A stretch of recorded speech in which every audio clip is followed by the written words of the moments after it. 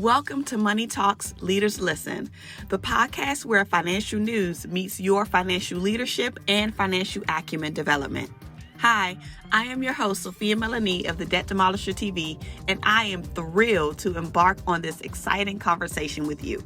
Today, we're diving into an important topic that affects the economy and our personal finances. This is a huge topic in the media right now, which is the debt ceiling. So today, we're going to explore what it is, how the debt ceiling impacts the economy, and we're going to discuss some ways of how Americans can prepare in the event of a default. So if you're ready, let's get started. The Debt Demolisher TV with Sophia Melonē. So to begin our topic of discussion for this episode, let's first understand what the debt ceiling is. The debt ceiling is a legal limit that is set by Congress on how much the United States government can borrow to fund its operations and to meet its financial obligations. The debt ceiling serves as a cap on the national debt. Are you aware of what the current cap is on the financial debt? Let's talk about it. So as it stands at the time of the recording of this episode, the current debt ceiling limit is $31.4 trillion. And this limit was last raised in December of 2021. So to give you guys some context so that you understand, the debt ceiling has been raised or has been suspended numerous times over the years in order to avoid those worst case scenarios or worst case situations, which would be a default by the U.S. government on its debts. This ties into why the debt ceiling is so important and why it serves as such an important mechanism that controls government borrowing. So the debt ceiling ensures that the government doesn't spend beyond its means, as well as to maintain financial discipline. You all know that here on the Debt Demolisher TV, we talk about financial discipline a lot on this platform. And given what I just stated about the importance of the debt ceiling, you can see that no one should be exempt from applying financial discipline, and that also includes the government. So a lack of financial discipline can have a negative impact on any household, on any business venture, on any nonprofit organization, on any educational institution, or any government entity. The long-term and the short-term effects of the impact can be detrimental on so many levels. Now, in this conversation, we're focused on this hot media topic of the debt ceiling. I want us to discuss those potential impacts and what that means if we get to a point where the debt ceiling is reached and the government comes to a point where they are at risk of default. So if the debt ceiling is not raised, the government may not have enough funds to pay all of its bills, all of its obligations, all of its expenditures, and all of its future operations, which could lead to serious consequences. So what does it mean by default, and what does that represent? So a default will ultimately undermine the U.S. government's credit worthiness. Now let's pause right here and talk about credit worthiness, because you all know that each of us has a credit score, and that credit score is intended to serve as a means for others to gauge our ability to be responsible for the debts that we now incur.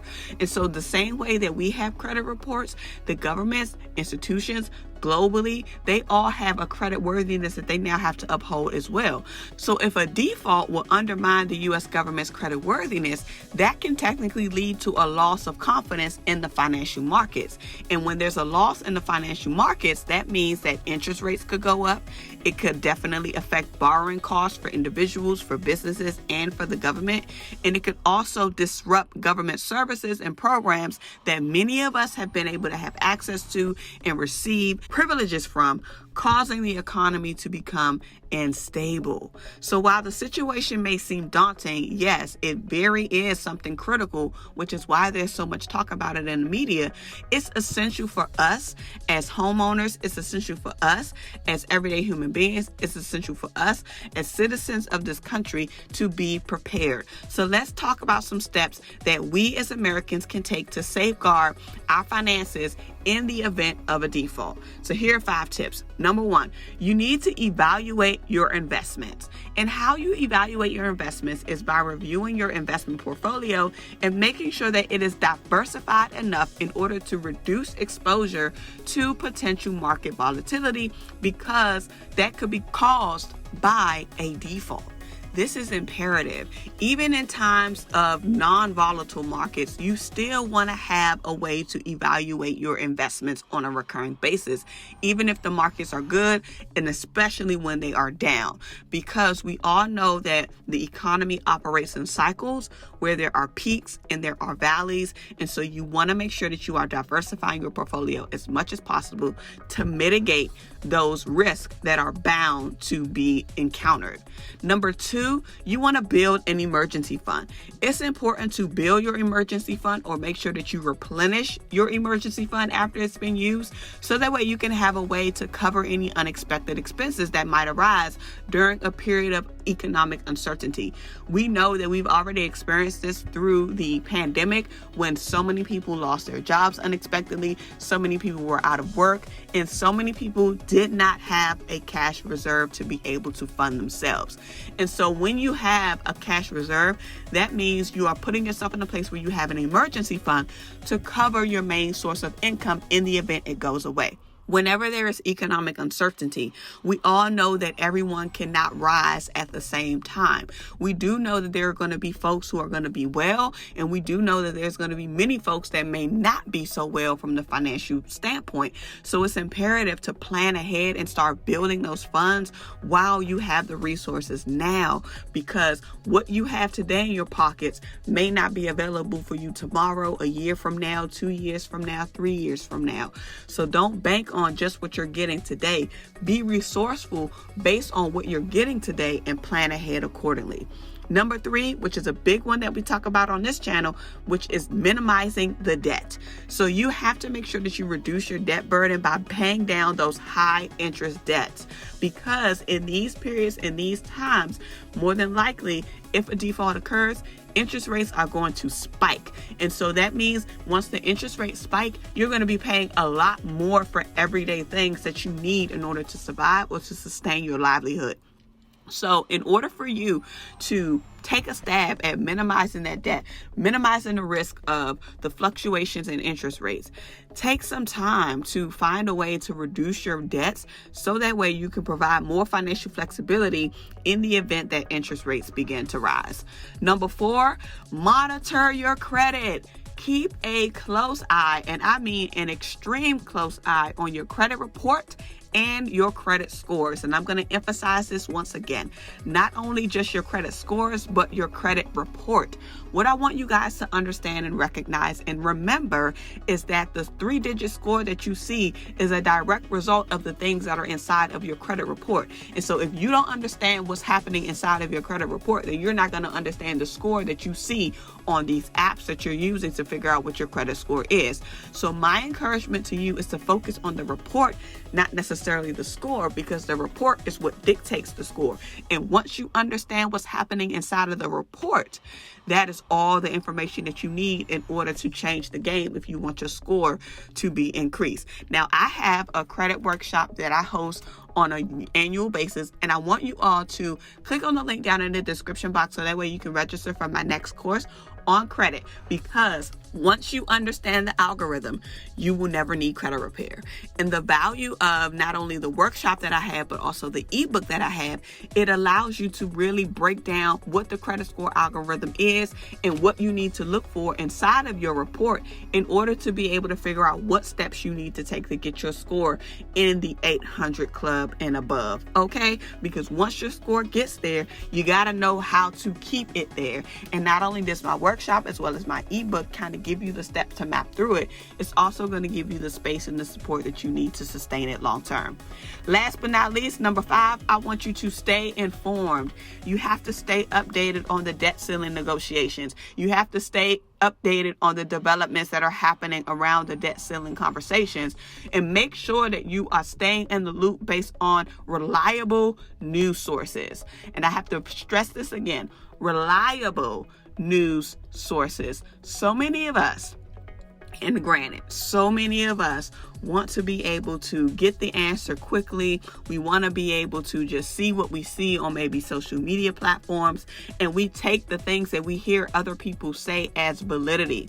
But what I want you to make sure that you're doing in the season of evaluating and trying to study the debt ceiling and what's happening around the negotiations on that, you want to make sure that you're looking at credible sources. And the news is not always the credible source. Sometimes you have to listen to the hearings yourself. Sometimes you have to go to the government's website and read the information for yourself. Sometimes you really have to look at where is the source of this information coming from, and where is the energy that's attached to it. Because sometimes, depending on what information you're hearing and who you're hearing it from, they could be delivering the information in a way to you that can instill some fear that can cause you to cripple and not move when it comes to making some financial decisions. So what I want you to do is, while you're staying informed, make sure that you understand the potential implications of the source that you're receiving this information from, and make sure that you understand the potential implications that this information can have on your personal finances. So you all, I need you to understand how important this is. I need you to make sure that you do your own due diligence and that you research for yourself. And not only from other people who are sharing information, even myself. Don't even take it from me. If you hear me say something, go and do your own homework, go and do your own research, and see if the things that I'm sharing is in alignment with what you are hearing from credible sources. And if it's not in alignment, then I need for you to make sure that you have an understanding for yourself, because at the end of the day, the things that you are learning here on this platform is intended to help you make better financial decisions. And so I make sure that I try to cross-vet and check everything before I share it with you all. And again, I want you to do the vetting on your end as well, and don't just take my word as face value. So now that you understand what the debt ceiling is, its important role in society, its impact on the economy, and some practical actions that you can begin to take to safeguard your financial house, you can have a stronger mental fortitude to handle what could potentially be coming ahead. So use this information and these tips that's shared in this video today to help you feel more prepared to face any potential outcome of the debt ceiling negotiations or any risk that may be associated with it. Remember, knowledge and preparation are key to navigating financial uncertain times. So as we wrap up, it's important to remember that the debt ceiling is a complex issue, but by being informed and prepared, we can navigate the potential challenges that may be ahead. So stay proactive, seek professional guidance if needed, remain engaged with ongoing discussions to a certain degree, of course. So we do want to be mindful of how much we are consuming, but at the same time, making sure that you're staying abreast and aware. So thank you for tuning in to Money Talks Leaders Listen on the Debt Demolisher TV, a place where we explore the latest financial news, decoding those complex market trends, and offering you some insight that can help you make informed decisions about your financial life. Don't forget to subscribe to our channel for more valuable insights on personal finance and economic topics. Until next time, stay financially informed and empowered. Remember, your financial prosperity awaits you, and so does your financial sanity. You already know what I'm going to tell you to do, and that is what? Get to work. All right now. Bye.